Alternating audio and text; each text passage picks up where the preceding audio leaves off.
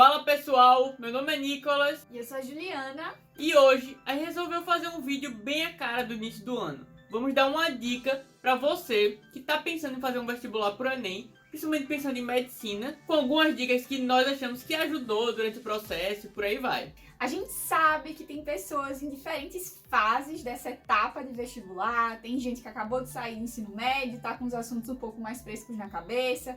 Tem gente que já tá há alguns anos tentando, gente que tava em algum curso e desistiu, gente que já tava no mercado de trabalho.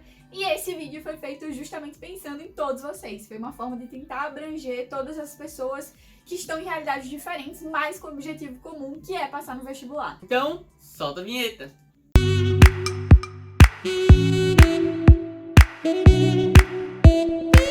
Mas antes de começar o vídeo, se você já conhece a gente, acompanha o nosso trabalho, não esquece de deixar um like aqui embaixo. Se você não conhece, mas foi com a nossa cara, deixa um like também, por favor, porque ajuda muito a gente.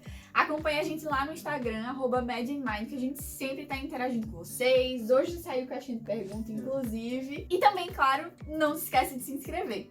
Então, sem mais delongas, bora pro vídeo. Então vamos lá, a primeira dica é com relação a um assunto que a gente já falou várias vezes no Instagram. As pessoas geralmente vêm perguntar para isso, a gente vai mostrar o porquê.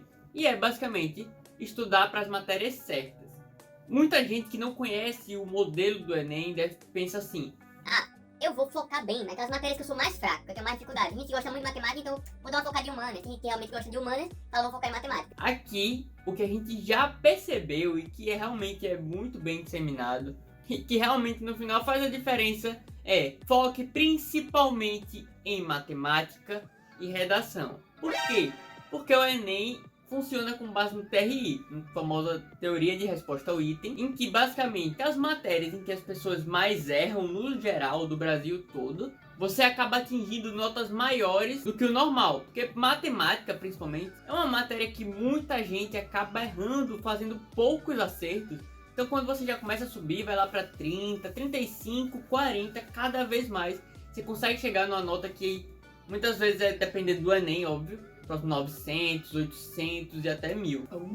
Ou mais. Já com relação à redação, é porque, obviamente, ela é uma nota que vai de 0 a 1000 e você tem certeza que pode atingir 1000. Então, se você focar nela, como foi o meu caso, que foi algo que realmente fez diferença para passar e que subiu muito, vai ser muito importante você saber fazer um texto e, principalmente, estar pronto para o que der cair, você ter suas referências. Se não perder muito tempo pensando, como é que eu vou começar esse texto? Você já ter o seu estilo próprio. A gente fez inclusive um vídeo aqui no canal que eu mostro basicamente a estrutura que eu aprendi no cursinho e que eu adaptei, que eu usava, que realmente funcionou muito bem, fez muita diferença na redação. E que a ideia não era ter um texto pronto, ao contrário do que muita gente pensa.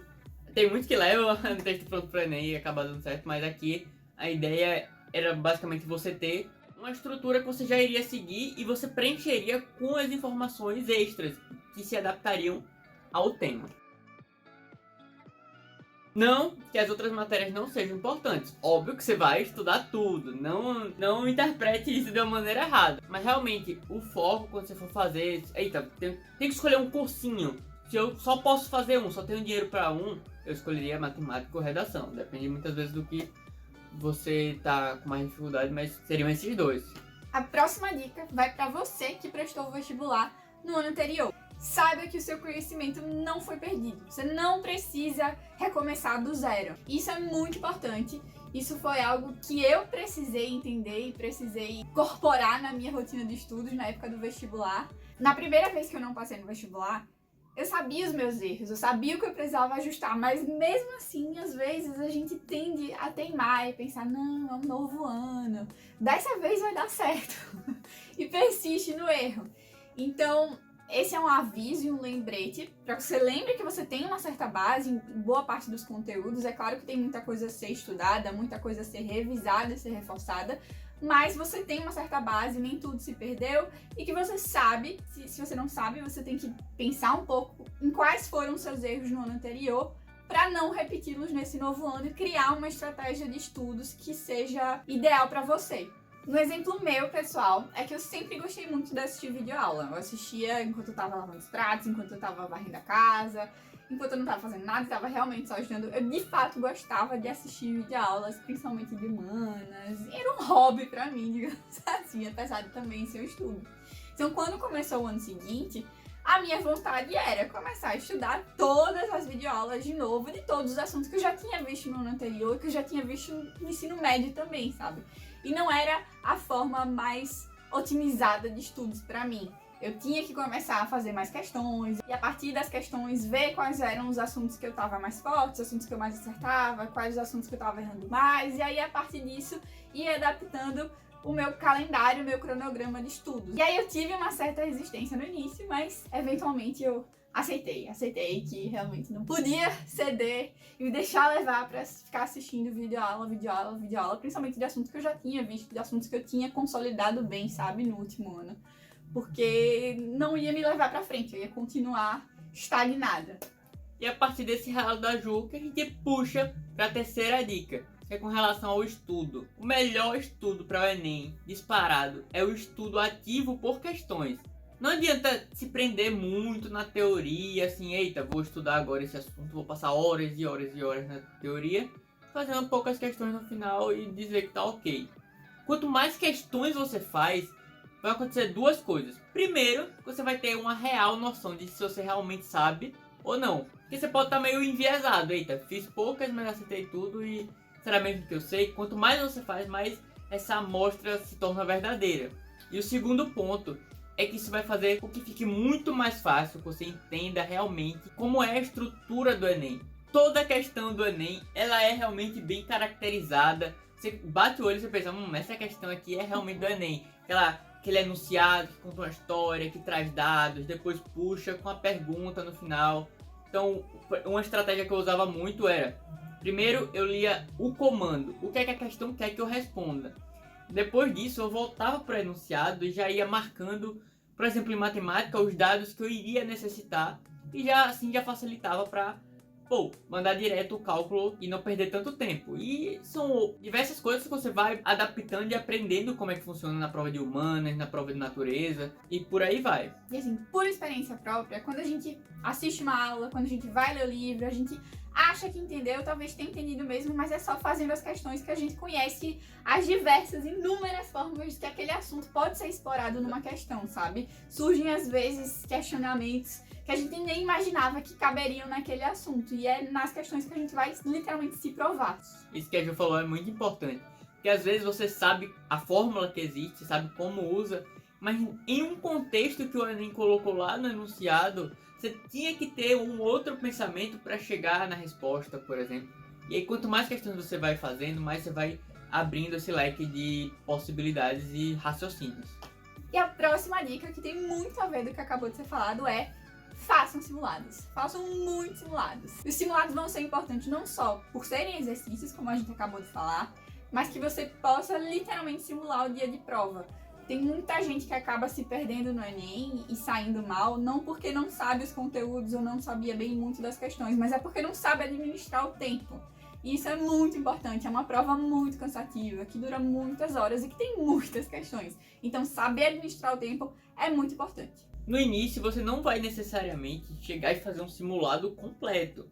Não é isso que a gente tá falando. No início, o ideal até mesmo é você tá acompanhando alguns assuntos, vai fazendo pequenos simulados com os assuntos que você tá vendo, vai acompanhando. Quando chega na metade do ano, aí sim, você começa a fazer aquele ritmo maior de buscar simulados antigos do Enem. Tem alguns cursinhos que são muito famosos, que fazem excelentes simulados, que eu lembro agora de cabeça, de Fortaleza, o Ari de Sá, o Farias Brito, lá de São Paulo, Poliedro também, você consegue isso muito fácil em grupos na internet. Eu mesmo, eu tinha um bloquinho que eu imprimi, que era com os Enems e as datas. Enem 2015, 2014, Enem PPL, por aí vai. Cada vez que eu ia fazendo, eu ia marcando. Eu tinha o meu objetivo de ter feito muitas das provas anteriores para ir me adaptando. E quando chegou no final, perto da época do Enem, faltando 2 meses, 1 mês, aí eu aumentei ainda mais a intensidade. Buscava fazer com meus amigos, a gente pegava simulados, se juntava, simulava mesmo. E é importante que você faça isso em casa. Pense que você tá no dia da prova. E era final de semana sim, final de semana não, fazendo. Às vezes a gente, pra não ficar tão cansativo, a gente pegava e fazia: eita, bora fazer só matemática hoje, não sei o que. O importante é fazer. E isso faz parte de desenvolver a sua estratégia de fazer a prova em si.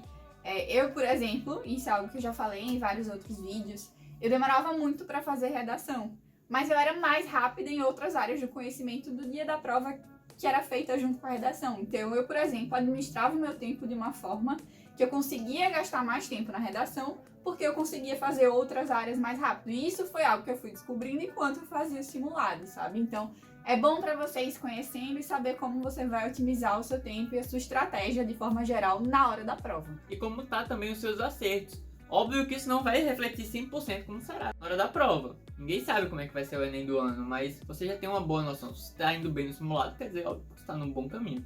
E indo ainda nessa linha mais conteudista, de assuntos da prova, estratégias de prova, uma dica bônus, digamos assim, que foi algo que me ajudou bastante, que vai ajudar você, principalmente se você estuda sozinho em casa ou por meio de cursinhos online, é procurar na internet. Você consegue achar as listas dos assuntos por matéria ou por área do conhecimento do Enem. E aí geralmente tem os assuntos listados e do lado tem uma caixinha para você ir marcando quais os assuntos que você já estudou ou não, quais os assuntos que faltam.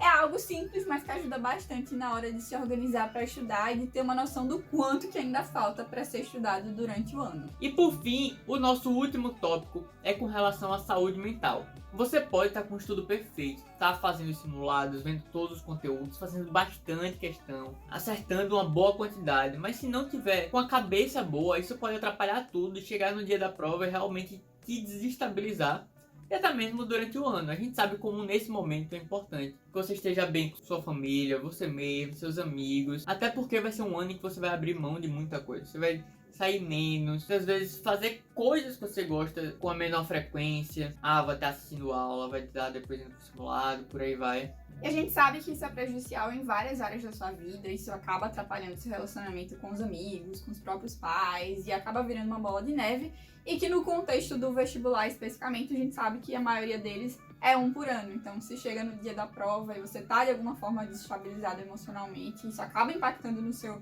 resultado, é um ano, digamos assim, perdido. Então se tem algo que você gosta de fazer, não deixe de fazer por causa do vestibular. O vestibular é uma etapa de sua vida, é uma etapa importante, mas você também deve cuidar de si. O que é que você gosta de fazer? Você gosta realmente de ver série? Tira um tempo durante a semana no seu cronograma para estar fazendo isso. Você gosta de malhar? Não deixe de fazer exercício físico, também é algo que ajuda muito. É bom para sua saúde, é saúde física, saúde mental. E é como o Nicolas falou, você não vai deixar de fazer as coisas que você gosta, você só vai ter que aprender a dosar um pouco isso durante o ano para encaixar a sua rotina de estudos. Provavelmente vai acabar fazendo com menos frequência do que num ano que você não tinha toda essa preocupação com o vestibular. Mas você não precisa e não deve deixar de fazer as coisas que você gosta, deixar de fazer hobbies, deixar de sair para espairecer um pouco, sair com a sua família, sair com seus amigos. E não tenha medo de procurar ajuda profissional caso realmente precise e, claro, tenha condições.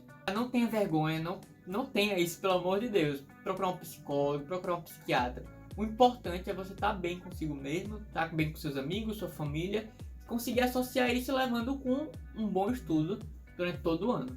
Então foi isso, pessoal. Essas foram algumas dicas que a gente resolveu trazer aqui para vocês com relação à preparação durante o ano, para quem está querendo fazer o Enem, não somente medicina. Acho que essa dica vale para todo mundo que está almejando entrar no curso superior. Se você gostou do vídeo e ainda não deixou um like, essa é a hora. Deixa um like aqui embaixo, por favor. Ajuda muito a gente. Se inscreve no canal se você ainda não é inscrito. E acompanha a gente lá no Instagram, @MadMind, que a gente sempre está interagindo com vocês. E é um canal aberto para que vocês possam falar com a gente, além, claro, dos comentários aqui embaixo. Então é isso, até a próxima!